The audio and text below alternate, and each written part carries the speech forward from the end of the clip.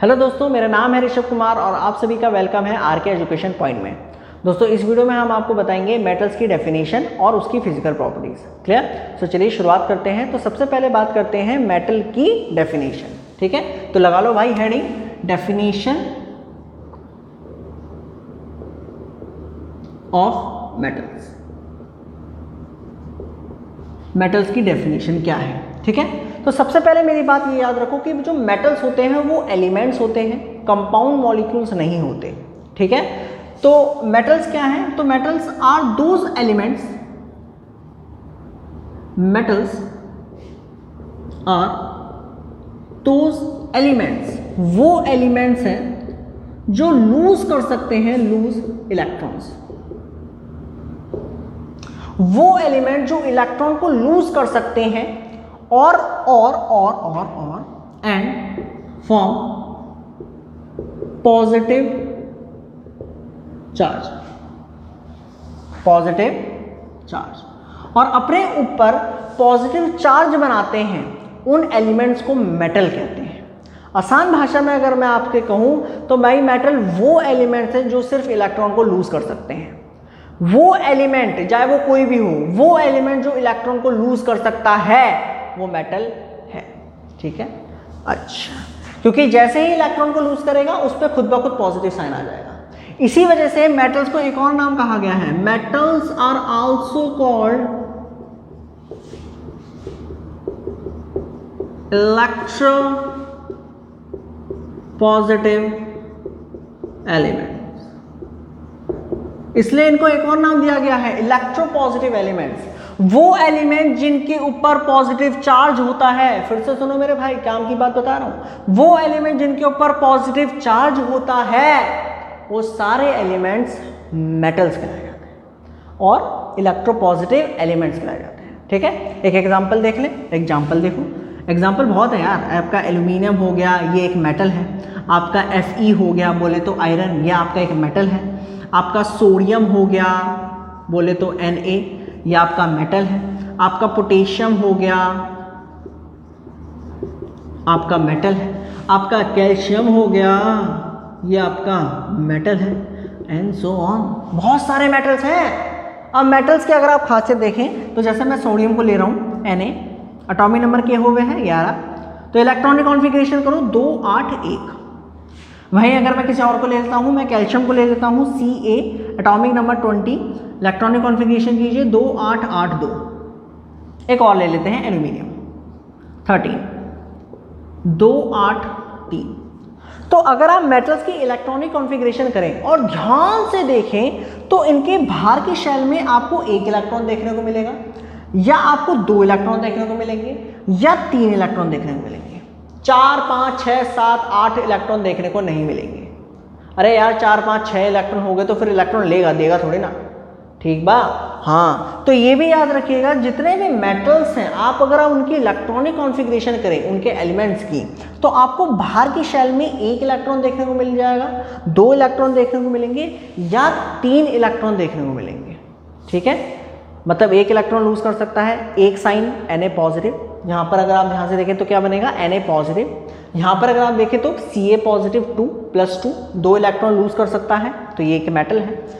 Aluminium 3 electron lose कर सकता है, Al + 3, तो ये एक मेटल है। ठीक है, तो मेटल्स इलेक्ट्रॉन को लूज कर सकते हैं, अपने ऊपर पॉजिटिव साइन बनाते हैं, और उनकी बाहर की शेल में 1 इलेक्ट्रॉन 2 इलेक्ट्रॉन 3 इलेक्ट्रॉन मिलते हैं। वाह वाह वाह वाह। तो सोडियम की अगर हम बात करें तो भाई साहब ये 1 इलेक्ट्रॉन देता है, पुतक दे दिया। आपका कैल्शियम ये 2 इलेक्ट्रॉन देता है, Ca + 2 बना देता है। और आपका एल्यूमिनियम भाई साहब ये 3 इलेक्ट्रॉन देता है और Al + 3 बनाता है। क्लियर? तो ये सब मेटल्स है। क्लियर हो गया? अब हम बात करते हैं मेटल्स की फिजिकल प्रॉपर्टी। ये डेफिनेशन थी, नोट करना चाहें तो नोट कर लीजिए वीडियो को पॉज करके। क्लियर? सो चलिए अब हम बात करते हैं फिजिकल प्रॉपर्टीज ऑफ मेटल्स की। ठीक है, तो सबसे पहली प्रॉपर्टी जो हम पढ़ेंगे वो है मेलेबिलिटी। मेलेबिलिटी, ठीक है, तो इसका मतलब क्या है, ध्यान से देखें। तो मेलेबिलिटी जो है is a characteristic property of metal. तो मेटल की क्या है, ये एक कैरेक्टरिस्टिक प्रॉपर्टी है, मतलब ये प्रॉपर्टी मेटल के एक कैरेक्टर को बताती है। वो कैरेक्टर क्या है, ध्यान से समझो। जो मेटल्स हैं, मेटल्स को कहा जाता है कि ये मेलिएबल होते हैं। मेटल्स को कहा जाता है ये क्या होते हैं, मेलिएबल। मेलिएबल का मतलब वो देखो क्या होता है कि दे can be beaten into thin sheets, ठीक है। मतलब कि मेटल्स की एक अच्छी प्रॉपर्टी ये है कि आप इनको बिना तोड़े, बिना टूटे, आप इनको थिन शीट्स में, पतली पतली क्या शीट्स में बदल सकते हो, ठीक है। मान लीजिए आपके पास लोहे का एक टुकड़ा है, मान लो एक लोहे का पत्थर है आपके पास, ठीक है, किसी भी शेप का है, और आपको क्या काम करना है कि इसको शीट में बदलना है, तो आप बड़े आराम से बदल सकते हो, उसे बिना तोड़े आराम से बदल सकते हो, कोई टेंशन की बात नहीं है आपके पास। आप हथौड़े से पीट पीट के भी आप उसको आराम से बदल सकते हो, ठीक है। आपके पास सिल्वर है, आपके पास चांदी है, आपके पास सोना है, और आपको क्या काम करना है भाई, आपको उसकी शीट बनानी है, तो बड़े आराम से बना लो, कोई दिक्कत की बात नहीं है। तो ये मेटल्स की एक अच्छी प्रॉपर्टी ये है कि आप इनको हैमर की मदद से या प्रेशर की मदद से, किसी भी की भी मदद से बड़े आराम से थिन शीट्स में बदल सकते हो, है ना। जैसे फॉर एग्जांपल मान लो ये मार्कर है, अब ये तो प्लास्टिक का है, मैं तुमसे ये कहूँ कि भैया ला हथौड़ा और इसको शीट में बदलते हैं, बदल जाएगा, टूट जाएगा ये। अगर आप इसके हथौड़े मारोगे तो ये टूट जाएगा। लेकिन अगर मान लो ये लोहे का हो, तो ये मान लो पूरे लोहे का है, आयरन का है मान लो, तो क्या होगा, आप इसको हथौड़े मारते रहोगे, ये शीट में बदल जाएगा, ठीक है, टूटेगा नहीं। लेकिन मान लो ये तो भैया प्लास्टिक का है ना, मानना क्या है, प्लास्टिक का है, तो जब आप इसको हथौड़े से मारोगे तो ये टूट जाएगा, ये शीट में तो नहीं बदलेगा, इसके चुकरे चुकरे हो जाएंगे, चुकरे, वाह क्या शब्द है, क्लियर है। So they can be beaten into thin sheets, आप मेटल्स को थिन शीट्स में कन्वर्ट कर सकते हो बिना उन्हें तोड़े, ठीक है। तो सबसे ज्यादा मेलिएबल मेटल्स कौन से हैं, तो ध्यान से देखो, silver and gold are most malleable metals, ठीक है। तो भाई ये सबसे ज्यादा मेलिएबल मेटल्स हैं, सबसे ज़्यादा। सोच रहे हो कितने सॉफ्ट मेटल्स हैं, ठीक है। तो सिल्वर्स और गोल्ड को तो आप देखते भी हो भाई, ज्वेलरीज में यूज़ करा जाता है, तो वहाँ पर आपको शीट की ज़रूरत होती है, कभी कभी छोटी छोटी शीट्स बनानी है, डिज़ाइन है कोई नेकलेस का या किसी चीज़ का, तो मेटल जो है, ये जो सिल्वर और गोल्ड है, ये बहुत मेलिएबल है, बहुत मेलिएबल, आप आराम से इनको थिन शीट्स में बदल सकते हो। यहाँ तक कि तो सिल्वर जो है आपने देखा भी है, जो स्वीट्स होती हैं जैसे बर्फ़ी हो गई, काजू कतली हो गई, उनके ऊपर सिल्वर की क्या लगाई जाती है, परत नहीं होती एक सिल्वर की, एक वो नहीं लगाई जाती, फॉइल, सिल्वर फॉइल जिसे कहते हो। जैसे तुम कहते हो कि नहीं मुझे बर्फ़ी खानी है तो सिल्वर फॉइल वाली खानी है, वो बड़ी अच्छी लगती है, चमकीली सी, तो वो सिल्वर फॉइल, एक शीट ही तो है, फॉइल कह लो, शीट कह लो यार, एक शीट ही तो है सिल्वर की। तो इतनी पतली शीट कैसे बन गई सिल्वर की, क्योंकि यार ये अच्छा खासा मेलिएबल मेटल है, ये अच्छा खासा मेलिएबल मेटल है, बड़े आराम से आप इसकी थिन शीट्स बना सकते हो, कितनी भी थिन शीट्स बना सकते हो, पतली से पतली बना सकते हो, ठीक है, क्लियर हो गया। अच्छा, वहीं अगर आप ध्यान से देखो तो कॉपर भी आपका और एल्यूमिनियम, ये भी अच्छे मेलिएबल आइटम्स हैं, ठीक है, ये मेटल्स हैं, सॉरी, ये भी अच्छे मेलिएबल मेटल्स हैं। ऐसा नहीं है कि ये बेकार हैं, ये भी अच्छे मेटल्स हैं, ठीक है। लेकिन सबसे अच्छे आपको कौन मिलेंगे, सिल्वर और गोल्ड मिलेंगे, ठीक है। नेक्स्ट प्रॉपर्टी की बात करते हैं, डक्टिलिटी, इसको नोट कर लीजिए, मेलिएबिलिटी समझ में आ गया कि, चलो सेकंड प्रॉपर्टी देखो, डक्टिलिटी।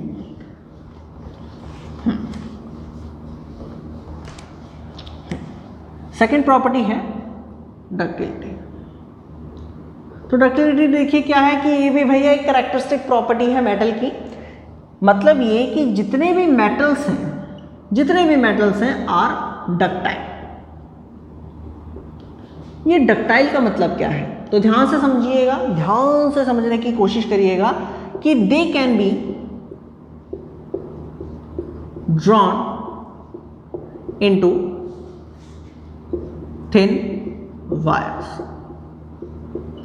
भाई मेटल्स की एक अच्छी खासियत ये है, जैसे मैंने एक खासियत आपको बताई मेलिएबल है, दूसरी खासियत इसकी ये है कि आप इनको शीट में तो कन्वर्ट कर ही सकते हो, आप इनको पतले पतले तारों में भी कन्वर्ट कर सकते हो, वायर्स में भी कन्वर्ट कर सकते हो। जी हाँ, बड़े आपसे कहा जाए कि पतले पतले तार बनाने हैं प्लास्टिक के, सोचो कैसे बन पाएंगे?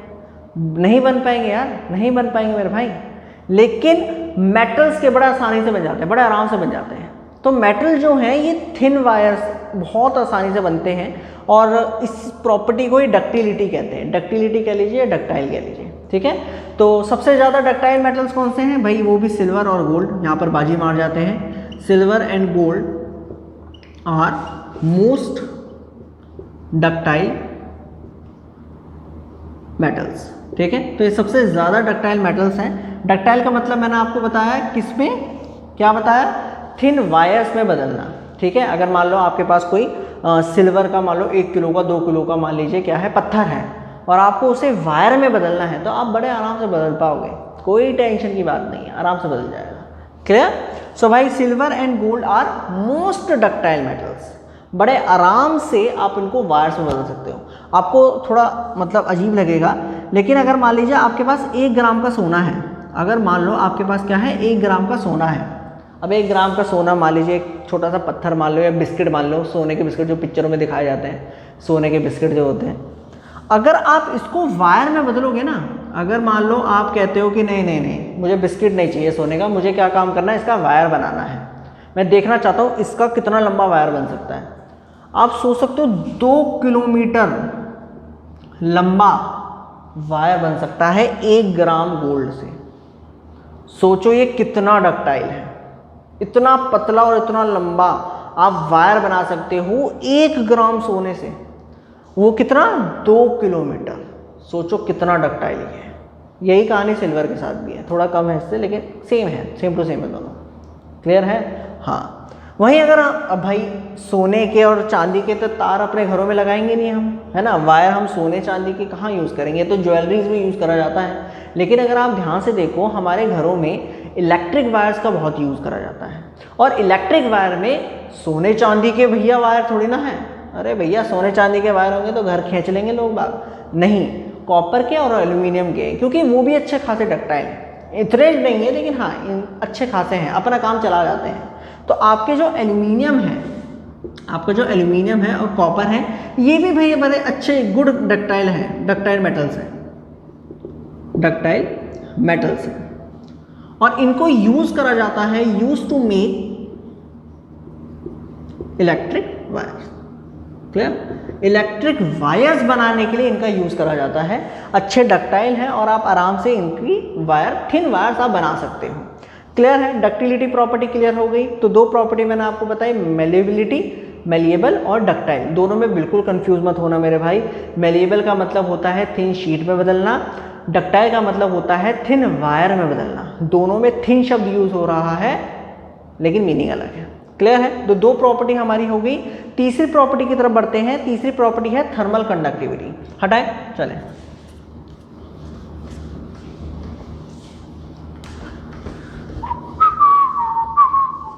हाँ देखें जरा भैया, तीसरी प्रॉपर्टी देखिए क्या है, थर्मल कंडक्टिविटी।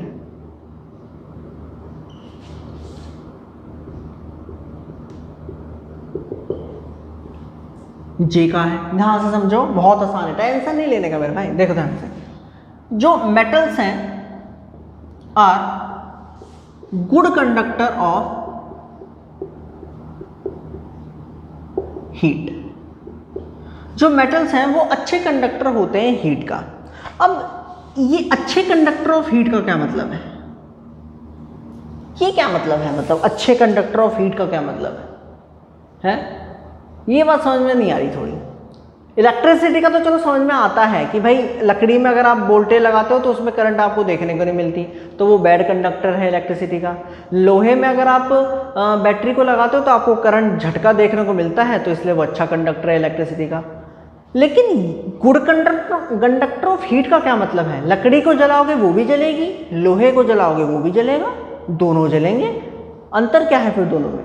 अंतर है, अंतर है मेरे भाई, अंतर है। क्या अंतर है वो मैं अब आपको बताता हूं। यहां पर गुड कंडक्टर ऑफ हीट का मतलब देखिए क्या है, कि जो हीट है वो पास हो रही है थ्रू मेटल। क्लियर? जो हीट है वो पास हो रही है मेटल से from one end to another, from one end to other. क्या मतलब हुआ सर जी? यहां से समझना मेरी बात को। मान लो एक लकड़ी है, मान लो एक लकड़ी की रॉड है, एक लकड़ी की क्या है, एक लकड़ी की डंडा है, ठीक है। और आपने क्या काम करा भाई, इसको यहां पर हीट दी, यहां पर क्या काम करा, हीट दी, ठीक है।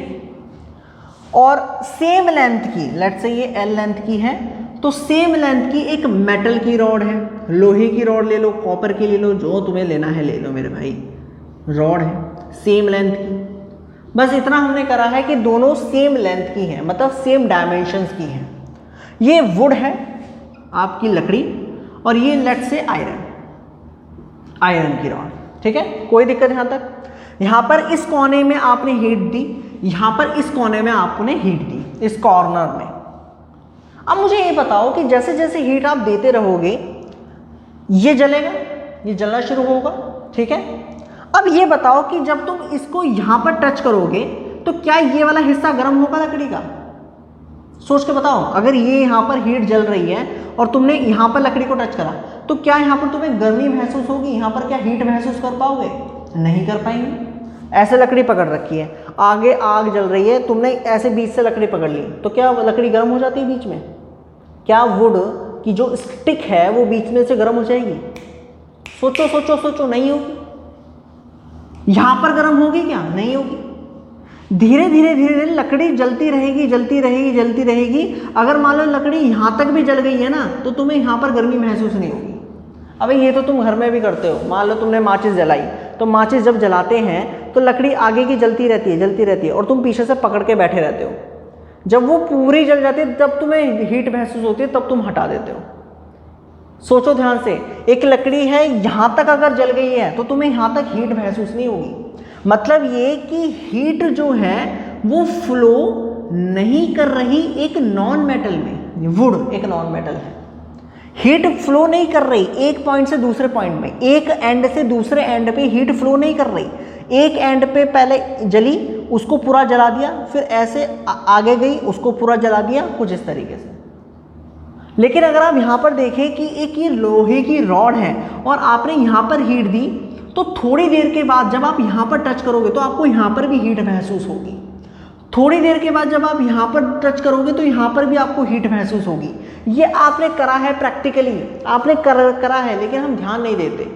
जैसे फॉर एग्जांपल बर्तन है, बर्तन का आपने बर्तन जैसे खाना वाना बनाते वक्त आपने क्या काम करा, जैसे हैंडल होता है ना, कोई जग है या कुछ भी है, तो आपने मान लो कुछ चीज़ गर्म कर रहे हो, पानी गर्म कर रहे हो, तो हैंडल भी गर्म हो जाता है। पहले धीरे धीरे वो चीज़ तो जो नीचे का बॉटम होता है वो तो गर्म होता है, लेकिन धीरे धीरे हैंडल भी गर्म हो जाता है। बर्तन है, एक कोने को अगर आप गर्म करते रहो तो पूरा बर्तन गर्म होता है। ऐसा नहीं है कि नीचे नीचे वाला बॉटम जो सरफेस है वही गर्म होता है, पूरा बर्तन गर्म होता है, क्योंकि वो मेटल है। समझो इस चीज़ को। मेटल में क्या हो रहा है कि हीट फ्लो हो रही है, मेटल में हीट फ्लो होती है एक एंड से दूसरे एंड में, लेकिन नॉन मेटल में ऐसा नहीं होता। नॉन मेटल में हीट फ्लो ही नहीं करती एक एंड से दूसरे एंड में, ये खासियत है। तो यहां पर गुड कंडक्टर ऑफ हीट का मतलब क्या है कि हीट पास होगी, हीट पास होगी एक एंड से दूसरे एंड पर। तो मेटल्स के अंदर ये देखने को मिलता है, हीट पास होती है एक एंड से दूसरे एंड पर, लेकिन नॉन मेटल्स के अंदर ऐसा कुछ देखने को नहीं मिलता। तो भाई इस चीज को बिल्कुल क्लियर कर लो। गुड कंडक्टर ऑफ हीट का मतलब ये नहीं है कि वो हीट पकड़ लेगा। गुड कंडक्टर ऑफ हीट का मतलब ये बिल्कुल नहीं है कि भैया हमने आग के अंदर डाला और आग लग गई, good conductor of heat, good conductor of heat, ऐसा कुछ नहीं है। कछू नहीं है मेरा भैया, कछू नहीं है। गुड कंडक्टर ऑफ हीट का मतलब ये है कि एक एंड से दूसरे एंड पर हीट फ्लो कर रही है, अगर एक एंड पे हीट दी जाए तो। क्लियर है? क्लियर हो गया? गुड कंडक्टर ऑफ हीट का मतलब समझ में आ गया। चलिए इसको हटा दें, नोट करना चाहे तो नोट कर लीजिएगा वीडियो को पॉज करके। तो गुड कंडक्टर ऑफ हीट का मैंने आपको बताया कि हीट पास करेगी through metal from one end to other. अब सवाल ये आता है कि सबसे अच्छे कंडक्टर कौन से हैं हीट के, मतलब मेटल में सबसे गुड कंडक्टर कौन से हैं हीट के, अच्छे मतलब बेस्ट कौन से हैं? तो भाई यहां पर भी अपना बाजी मार जाता है सिल्वर। सिल्वर जो है इज द मोस्ट, आप कह सकते हैं गुड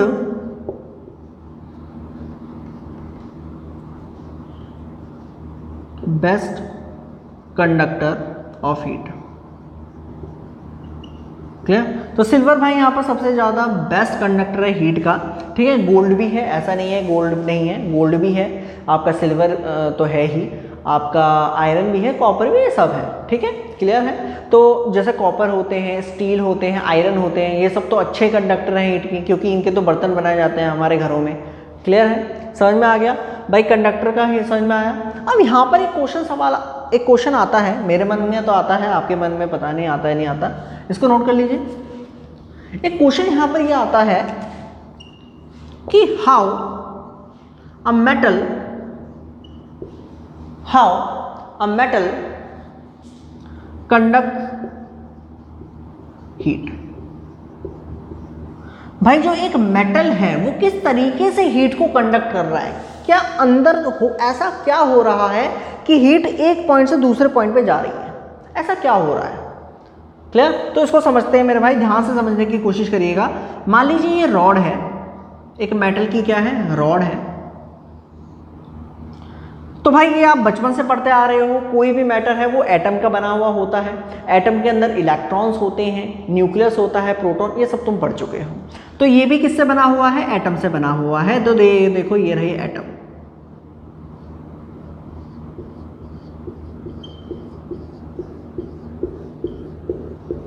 ठीक है, अब भाई ये मेटल है, मैंने अभी आपको बताया कि ये मेटल है, तो इसका मतलब ये कि इसके पास जो बाहर के शेल में इलेक्ट्रॉन होंगे वो लूजली बाउंड होंगे। वो क्या होंगे, लूजली बाउंड होंगे। जैसे ही आप इस कोने को, मान लीजिए ये एक कॉर्नर है, आपने यहाँ पर हीट दी, तो इस एटम से क्या होगा, इलेक्ट्रॉन बाहर निकलेंगे। भाई आपने क्या दिया है, हीट दी, बोले तो हीट एनर्जी दी। हीट एनर्जी कौन एब्जॉर्ब करेंगे, जो बाहर वाले इलेक्ट्रॉन है वो हीट एनर्जी एब्जॉर्ब करेंगे और एटम से बाहर आ जाएंगे। समझो इस चीज को, आपने हीट एनर्जी दी एक कोने पे, इन दो एटम को आपने क्या दी, हीट एनर्जी दी। इनके जो बाहर वाले इलेक्ट्रॉन थे वो क्या काम करेंगे, हीट एनर्जी को ऑब्जर्व करेंगे, एब्जॉर्ब करेंगे, नॉट ऑब्जर्व करेंगे, एब्जॉर्ब करेंगे। क्लियर? करने के बाद क्या काम करेंगे, एटम से बाहर आ जाएंगे। बाहर आने के बाद एनर्जी यूं करके मोशन करेंगे, ऐसे करके जिगजैग जिगजैग मोशन करेंगे। ठीक है, ये वाला फंडा समझ में आया। हीट एनर्जी इलेक्ट्रॉन ने एब्जॉर्ब करी और फिर वो बाहर निकल गए। निकलने के बाद क्या होगा कि ये आगे वाले एटम से टकराएंगे, वहां से इलेक्ट्रॉन को निकालेंगे, फिर ऐसे ही ये इलेक्ट्रॉन्स को निकालते चले जाएंगे, निकालते चले जाएंगे। मतलब कि ऐसे ही होगा क्या कि ये इलेक्ट्रॉन्स जो है वो अपनी एनर्जी ट्रांसफर करेंगे आगे वाले इलेक्ट्रॉन्स में, फिर वो आगे वाले इलेक्ट्रॉन्स में एनर्जी ट्रांसफर करेंगे, और ऐसे ही एनर्जी ट्रांसफर होती रहेगी, होती रहेगी, होती रहेगी। क्लियर? तो जब एनर्जी का ट्रांसफर हो रहा है तो इसका मतलब यहाँ पर क्या हो रहा है कि हीट का ट्रांसफर हो रहा है। ध्यान से समझो ना, इलेक्ट्रॉन निकले, इलेक्ट्रॉन निकलने के बाद वहां पर क्या हो रहे हैं, वो जिगजैग मोशन कर रहे हैं, ऐसे ऐसे करके टकरा रहे हैं, तो एनर्जी लॉस्ट भी कर रहे होंगे। तो लॉस्ट किस फॉर्म में कर रहे होंगे, हीट की फॉर्म में लॉस्ट कर रहे होंगे। आई बात समझ में कि नहीं आई? तो भाई इलेक्ट्रॉन ऐसे ऐसे करके बाहर निकल रहे हैं, ऐसे करके बाहर निकल रहे हैं, एक दूसरे से टकरा रहे हैं और हीट एनर्जी यहाँ पर लिबरेट कर रहे हैं, मतलब निकाल भी रहे हैं। तो धीरे धीरे क्या होगा कि हमारा जो कंडक्टर है, हम नॉट कंडक्टर, हमारी जो मेटल की रॉड है वो धीरे धीरे क्या होगा, गर्म होना शुरू हो जाएगा, और एक वक्त ऐसा हो जाएगा कि पूरा मेटल की रॉड गर्म हो जाएगी। क्लियर? तो ये एक फंडा है पूरा कि भाई क्यों एक मेटल कंडक्ट करता है हीट को। तो आप लिख सकते हो इस चीज को, आप लिख भी सकते हो कि भाई when we give heat to the metal then electrons absorb heat energy and transfer to other atoms. Clear? तो भाई इलेक्ट्रॉन्स क्या काम करेंगे, बाहर निकलेंगे और अदर एटम्स को क्या काम करेंगे, एनर्जी देना शुरू करेंगे, और वो एनर्जी हीट के फॉर्म में निकलना शुरू हो जाएगी। क्लियर? तो मैंने ये शॉर्ट में लिखा है, आप अच्छी तरीके से अपनी भाषा में लिख लीजिएगा। ठीक है, अगर समझ में ना आए तो भाई वीडियो को थोड़ा सा पीछे कर लीजिएगा। मैंने पूरी कोशिश, मैं धीरे धीरे समझा रहा हूँ, आराम से समझने की कोशिश करो। ठीक बा? चले नोट कर लीजिए जल्दी से। फोर्थ प्रॉपर्टी पढ़ते हैं, इलेक्ट्रिकल कंडक्टिविटी। हटाएं, फोर्थ प्रॉपर्टी है इलेक्ट्रिकल कंडक्टिविटी।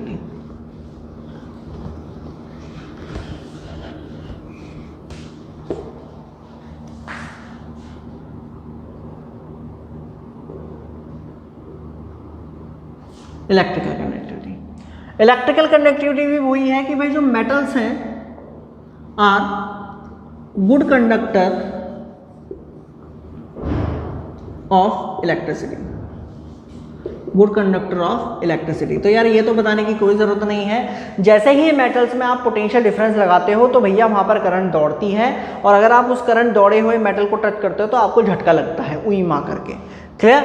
तो भाई नॉन मेटल्स करंट पास नहीं करते, मेटल्स करंट पास करते हैं। ठीक, तो अगेन यहाँ पर आप पूछोगे कि सबसे अच्छे कंडक्टर कौन से हैं, तो यहाँ पर भी again silver and gold best हैं, बेस्ट उनके सबसे ज़्यादा इलेक्ट्रिकल कंडक्टिविटी सबसे ज़्यादा सिल्वर और गोल्ड की है, उसके बाद आपका कॉपर है और उसके बाद आपका एल्यूमिनियम है।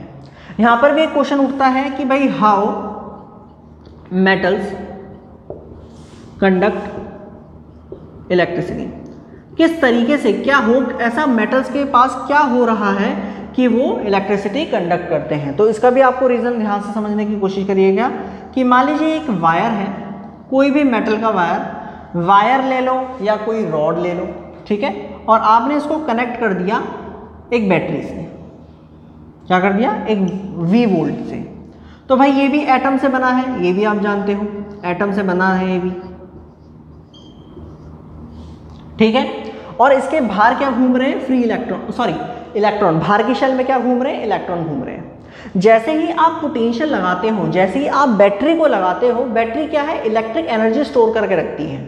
तो ये बैटरी क्या काम करती है, इन बाहर वाले इलेक्ट्रॉन्स को एनर्जी देती है, जिनसे ये बाहर वाले इलेक्ट्रॉन एटम से बाहर निकल आते हैं। ये जो आउटर मोस्ट शेल इलेक्ट्रॉन्स हैं ये एनर्जी को एब्जॉर्ब करते हैं, इलेक्ट्रिक एनर्जी को, और एटम से बाहर आ जाते हैं, जिनको हम क्या कहते हैं, फ्री इलेक्ट्रॉन्स, जिनको हम क्या कहते हैं, फ्री इलेक्ट्रॉन्स। मतलब जो वो इलेक्ट्रॉन जो अपने एटम से फ्री हो जाए वो फ्री इलेक्ट्रॉन कहलाया जाता है। क्या? अब ये इलेक्ट्रॉन कहाँ भागेंगे, हर एक एटम से इलेक्ट्रॉन निकलने शुरू हो जाएंगे। किसकी वजह से इलेक्ट्रॉन निकले हैं, बैटरी की वजह से, कि बैटरी क्या काम कर रही है, इलेक्ट्रिक एनर्जी दे रही है। अब ये इलेक्ट्रॉन कहाँ भागेंगे, पॉजिटिव टर्मिनल में, ये रहा पॉजिटिव टर्मिनल, तो ये इलेक्ट्रॉन इस डायरेक्शन में भागना शुरू कर जाएंगे ऐसे करके। और भाई आपने क्लास 10th में ही चैप्टर नंबर 12 में इलेक्ट्रिसिटी में पढ़ लिया है, नहीं पढ़ा तो भाई मेरे चैनल में जाके देख लो, मैंने वीडियोस बना रखी हैं हर एक टॉपिक की, कि rate of flow of electric charge is called electric current. जब इलेक्ट्रिक चार्ज भागता है तो वो क्या बनाता है, करंट बनाता है। तो भैया चार्ज भागा, और अगर चार्ज भागा तो यहाँ पर करंट बन गई, यहाँ पर क्या बन गई, करंट बन गई। क्लियर है?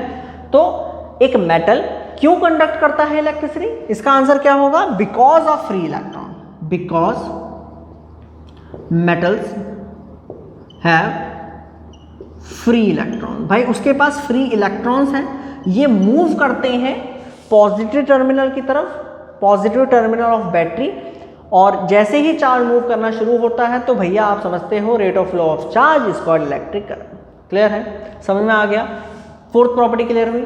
नेक्स्ट बात करते हैं फिफ्थ प्रॉपर्टी, जल्दी से नोट कर लीजिए, हटा लें, चलो जी फिफ्थ प्रॉपर्टी। फिफ्थ प्रॉपर्टी क्या है, लश्यर। सर क्या बोले, बताते हैं देखो, आपका लश्यर का मतलब क्या होता है, शाइन। लश्यर का मतलब क्या होता है, शाइन। भाई जितने भी मेटल्स हैं, ठीक है, जितने भी मेटल्स हैं, जो मेटल्स हैं हैव शाइनिंग सरफेस, उनका बहुत ही शाइनिंग सरफेस होता है, चमकीला चमकीला सा सरफेस होता है, जिसको हम कहते हैं called metallic लश्यर।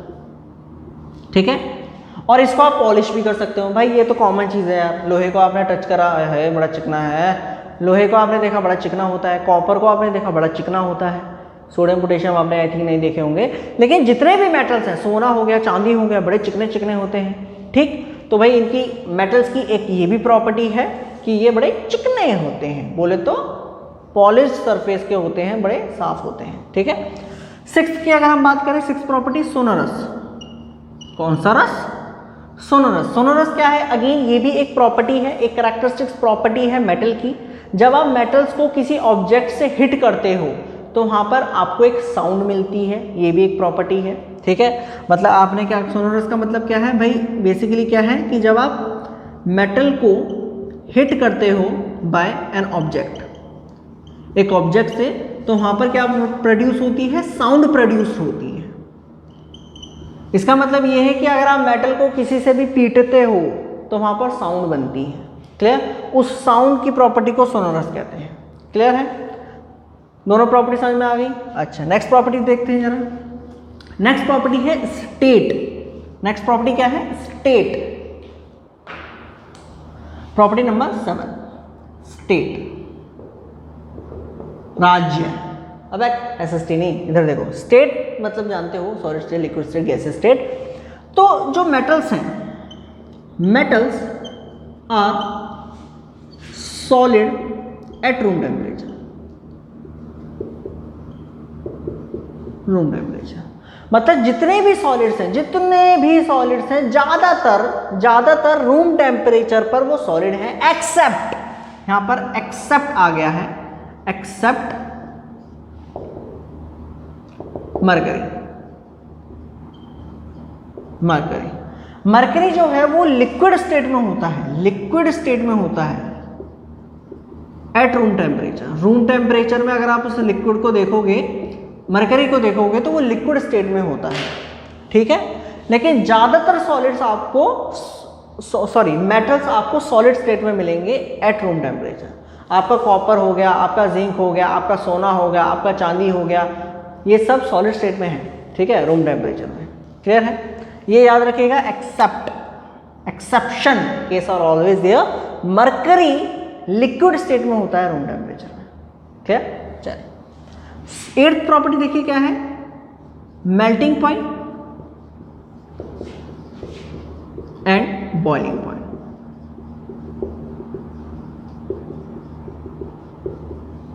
Melting point and boiling point. तो जितने भी मेटल्स हैं है high melting point and boiling point.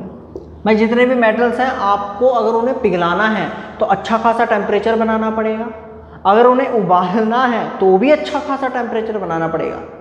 लोहा ऐसे ही नहीं पिघल जाता भाई, अच्छा खासा टेम्परेचर बनाना पड़ता है। क्लियर हो गई मेरी बात? तो जो मेटल्स हैं वो हाई मेल्टिंग पॉइंट और बॉइलिंग पॉइंट होता है, लेकिन यहां पर भी एक्सेप्शन यहां पर भी है, एक्सेप्ट आपका जो सोडियम है और आपका जो पोटेशियम है वो बॉयल होते हैं एट लो टेम्परेचर। बॉयल के लीजिए या मेल्ट के लीजिए, वो लो टेम्परेचर में मेल्ट होते हैं। मतलब अगर आप सोडियम को और पोटेशियम को पिघलाना चाहते हो या फिर आप उन्हें बॉईल करना चाहते हो तो आपको टेम्परेचर गिराना पड़ेगा, आपको टेम्परेचर कम करना पड़ेगा, और बाकी सॉलिड्स में आपको उल्टा करना पड़ता है, आपको टेम्परेचर बढ़ाना पड़ता है। ठीक है? वहीं कुछ और इंटरेस्टिंग सी बात आपको बताता हूं, एक है गैलियम एंड सीजियम। तो ये भी मेटल्स हैं और ये तो भाई मतलब मेल्ट होते हैं केप्ट ऑन पाल्म। मतलब ये कि अगर आप इन दोनों मेटल्स को हाथ की हथेली के ऊपर रख दोगे तो भाई ये हाथ की हथेली पे ही मेल्ट हो जाता है। मतलब रूम टेम्परेचर ही उनका मेल्टिंग पॉइंट है गैलियम का और सीजियम का। तो ये मेटल्स ऐसे हैं कि इनको अगर आपने हाथ की हथेली पे रख दिया तो वहीं मेल्ट हो जाते हैं। इनका मेल्टिंग पॉइंट इनका रूम टेम्परेचर ही है, मतलब रूम टेम्परेचर ही है 25 डिग्री सेंटीग्रेड। क्लियर है? तो भाई मेल्टिंग पॉइंट और बॉइलिंग पॉइंट मेटल्स का हाई होता है, लेकिन सॉलिड और पोटेशियम को छोड़कर ये लो टेम्परेचर में मेल्ट और बॉयल करते हैं। वहीं अगर हम बात करें गैलियम और सीजियम की, ये भी दो मेटल्स हैं जो रूम टेम्परेचर पर ही मेल्ट हो जाते हैं, इनका हाई मेल्टिंग बॉइलिंग पॉइंट नहीं है। क्लियर हो गई? ये आपकी 8वीं प्रॉपर्टी थी, जल्दी से नोट कर लीजिए। 9वीं प्रॉपर्टी बात करते हैं डेंसिटी। हटाएं,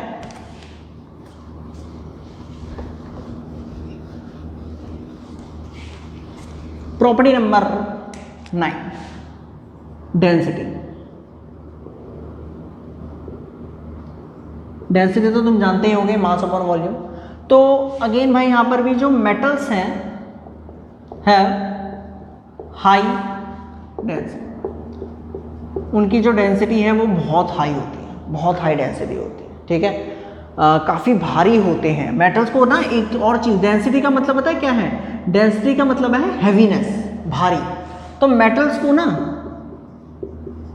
कॉल्ड हैवी एलिमेंट्स। इनको हैवी एलिमेंट्स भी कहा जाता है, मेटल्स को हैवी एलिमेंट भी कहा जाता है, बड़े भारी होते हैं। आपका लोहा हो गया, आयरन हो गया, जिंक हो गया, कॉपर हो गया, बड़े भारी है भाई साहब, बड़े भारी। अगेन यहां पर भी एक्सेप्शन है, एक्सेप्ट आपका जो सोडियम है और आपका जो पोटेशियम है, पोटेशियम और या फिर है लो डेंसिटी, इनकी डेंसिटी लो है मेरे भाई, बहुत लो डेंसिटी है। और इनकी डेंसिटी लो की वजह से पता है इनको कॉल्ड लाइट एलिमेंट्स, इनको लाइट मेटल्स भी कहते हैं, इनको लाइट मेटल्स भी कहते हैं कभी कभी, ठीक है। मतलब ये मेटल्स इतने हल्के से हैं, इनकी डेंसिटी इतनी कम है कि इनको लाइट मेटल्स भी कहते हैं कभी, लाइट मेटल्स, हल्के मेटल्स, ठीक है। क्लियर है? ये आपकी 9th प्रॉपर्टी हो गई। 10th प्रॉपर्टी की तरफ बढ़ते हैं। 10th प्रॉपर्टी क्या है? 10th प्रॉपर्टी क्या है? इसको नोट कर लिया जरा, मैं हटा दूं पहले, हटा देते हैं।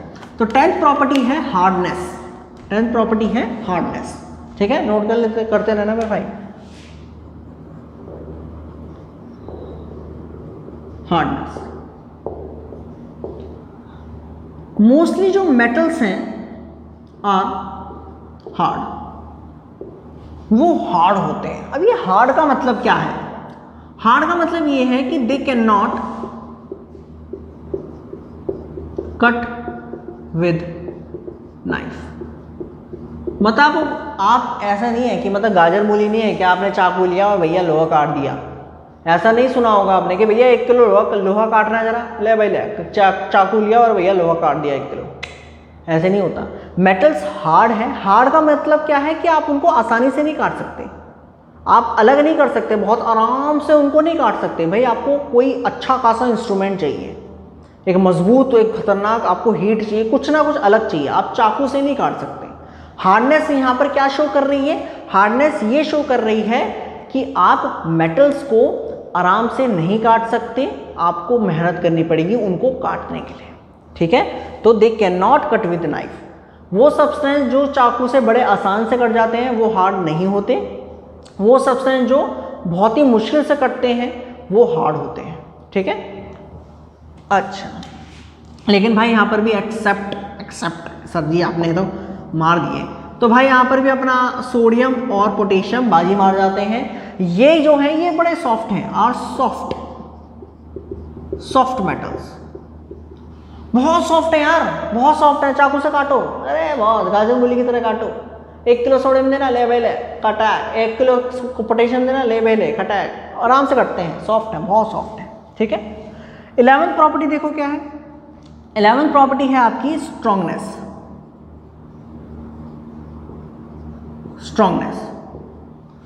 स्ट्रांगनेस क्या है भाई? मेटल जो हैं आर स्ट्रांग। अब ये स्ट्रांग का मतलब क्या है तो देखो जरा। स्ट्रांग का मतलब यहां पर ये है कि दे होल्ड हैवी वेट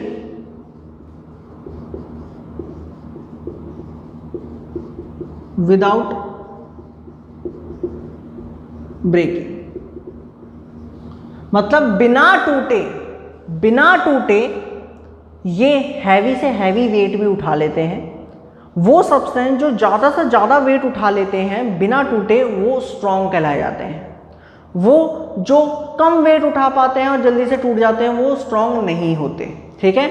आपके मेटल्स स्ट्रॉन्ग होते हैं यार। लोहे के तो पिलर बनाए जाते हैं, बिल्डिंग खड़ी करी जाती है लोहे के पिलरों की, ब्रिज बनाए जाते हैं, ना जाने हज़ारों गाड़ियाँ उनके ट्रक चलते हैं उनके ऊपर यार, बहुत स्ट्रॉन्ग है, बहुत ही हैवी वेट वो उठा लेते हैं। तो मेटल्स तो आपके स्ट्रॉन्ग हैं। यहाँ पर भी भाई except sodium and potassium. Again ये सॉफ्ट है, जैसे मैंने ऊपर बताया, ये स्ट्रॉन्ग नहीं है, नॉट स्ट्रॉन्ग मेटल्स। ये स्ट्रॉन्ग मेटल नहीं है भाई, ये बहुत आसानी से टूट जाते हैं। ऐसा नहीं है कि ये आप सोडियम का ब्रिज बनाने बैठ जाओ, अबे मारोगे क्या लोगों को। सोडियम और पोटेशियम का कोई ब्रिज नहीं बनता भाई, ये बहुत सॉफ्ट है, ये आराम से टूट जाते हैं, ठीक है। आप आराम से यूँ करके तोड़ सकते हो। हैवी वेट इनके ऊपर अगर आप रखते हो तो ये टूट जाते हैं, ठीक है। क्लियर है, समझ में आ गया। ये दोनों प्रॉपर्टी क्लियर हुई। यहाँ पर कंफ्यूजन ना रहे हार्डनेस में और स्ट्रॉन्ग में। हार्ड अलग चीज़ है, स्ट्रॉन्ग अलग चीज़ है। हार्ड क्या है कि आप उन्हें काट रहे हो, स्ट्रॉन्ग ये है कि कितने वेट वो कैरी कर सकता है। ठीक है, चल नेक्स्ट प्रॉपर्टी बात करते हैं 12th which is last property. Property number 12वां, प्रॉपर्टी नंबर 12th, कलर। ठीक, तो भाई ज़्यादातर मेटल्स, जितने भी मेटल्स हैं उनके कलर, आपको दो कलर मिलेंगे ज़्यादातर। एक मिलेगा ग्रे और एक मिलेगा सिल्वर कलर। ठीक है, आपका ग्रे कलर मिलेगा और सिल्वर कलर मिलेगा। सिल्वर का सिल्वर कलर होता है, आयरन का ग्रे कलर होता है, जिंक का ग्रे कलर होता है। ज़्यादातर आपको ये कलर मिलेंगे, मतलब डल कलर मिलेंगे। लेकिन एक्सेप्ट, यहाँ पर भी एक्सेप्ट है, कॉपर एक ऐसा मेटल है जिसका रेडिश ब्राउन कलर होता है,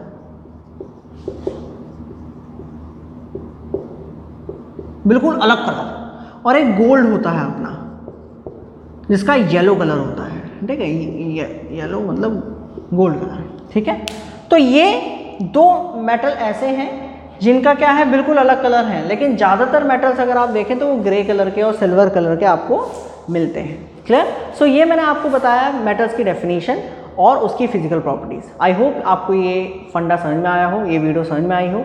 अगर आपको ये वीडियो पसंद आए दोस्तों तो प्लीज़ इस वीडियो को लाइक कीजिएगा, शेयर कीजिएगा एंड सब्सक्राइब करना ना भूलिएगा आर के एजुकेशन पॉइंट को। फिर मिलेंगे ऐसी ही एक और वीडियो के साथ, जब तक के लिए गुड बाय।